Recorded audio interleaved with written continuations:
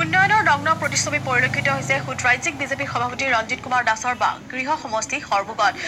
সমষ্টিৰ ফেহুৰা খোৱা চকীহালিৰ মূল পথটি বহু বছৰে জৰাজীৰ্ণ হৈ থকা জমৰ যন্ত্ৰণা ভোগ কৰিছে এতিয়া বালাগাঁও অঞ্চলবাসী ৰাইজে ৰাজ্যিক সভাপতিগৰাকীৰ ওচৰত বাৰে বাৰে আবেদন নিবেদন কৰিও কোনো সুফল পোৱা নাই বালাগাঁওবাসীয়ে লগতে উন্নয়নৰ নামত অঞ্চলটো ফুটা কৰি এটাও নিদিয়াৰ অভিযোগ উত্থাপন কৰিছে ৰাইজে সেয়ে উপায়ন্তৰ হৈ ৰাইজৰ বৰঙনিৰে জৰাজীৰ্ণ পথছোৱা মেৰামতি কৰিছে ৰাইজে আমি পুনৰ জনাইছো উন্নয়নৰ নগ্ন প্ৰতিচ্ছবি পৰিলক্ষিত হৈছে বিজেপিৰ ৰাজ্যিক সভাপতি ৰঞ্জিত কুমাৰ দাসৰ গৃহ সমষ্টি সৰ্বগত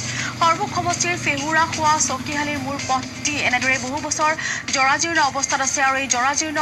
পথটিয়ে এতিয়া জমৰ যন্ত্ৰণা ভোগাইছে বালাগাঁওবাসী অঞ্চলবাসী ৰাইজক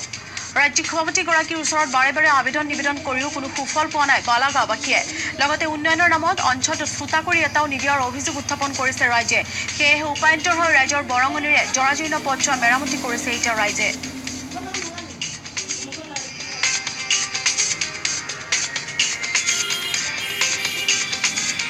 আমাৰ লগতে গোটেই ৰাইজখনত ধৰি লওক ফেউৰাখৰ পৰা এনেকৈ সৰভোগে আহে এইটো বঙাইগাঁৱত চকীয়ালি যায় সেইটো ৰাস্তা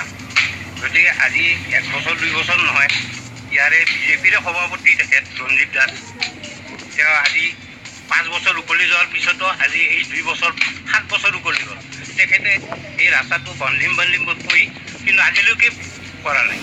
কিন্তু কি কাৰণত কৰা নাই আমি কি কৰিছোঁ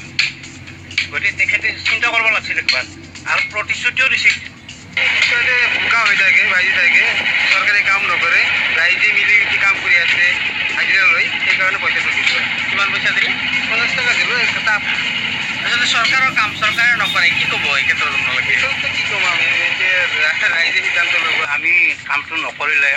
আমাৰ লগতে গোটেই